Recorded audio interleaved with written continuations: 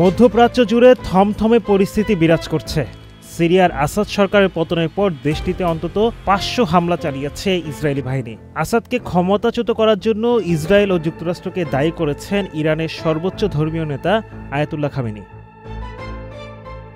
যুক্তরাষ্ট্রের নবনির্বাচিত president Donald ট্রাম্পকে প্রশ্ন করা হয়েছে যে তার দ্বিতীয় মেয়াদে ইরানের সঙ্গে যুদ্ধ বেঁধে যেতে পারে কিনা। এর জবাবে ট্রাম্প বলেছেন যে কোনো কিছু ঘটতে পারে। টাইমকে দেওয়া সাক্ষাৎকারে ট্রাম্প বলেছেন এখন অত্যন্ত অস্থির পরিস্থিতি। এর আগে ইরানকে কড়া ভাষায় হুঁশিয়ারি বার্তা দিয়েছেন ট্রাম্প।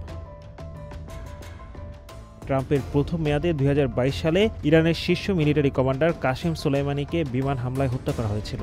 এর আগে ইরানের উপর একাধিক নিষেধাজ্ঞাও আরোপ করা হয়।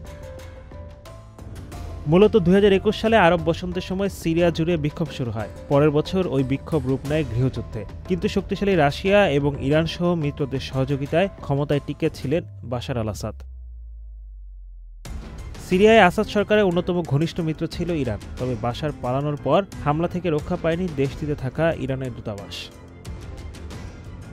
এদিকে রোববার ইরানের পররাষ্ট্রমন্ত্রী আব্বাস আরাকচি স্থানীয় মিডিয়াকে বলেছেন, সিরিয়া সেনাবাহিনীর পদক্ষেপ এবং বিদ্রোহীদের অগ্রগতির গতি মোকাবেলায় অক্ষমতা অত্যন্ত আশ্চর্যের বিষয় ছিল। মার্কিন সরকারের তথ্য অনুযায়ী ট্রাম্পকে গুপ্ত হত্যার চেষ্টা চালিয়েছে ইরানের ইসলামিক রেভলিউশনারি গার্ড কর্পস। তবে যুক্তরাষ্ট্রের এই অভিযোগ অস্বীকার করেছে ইরান।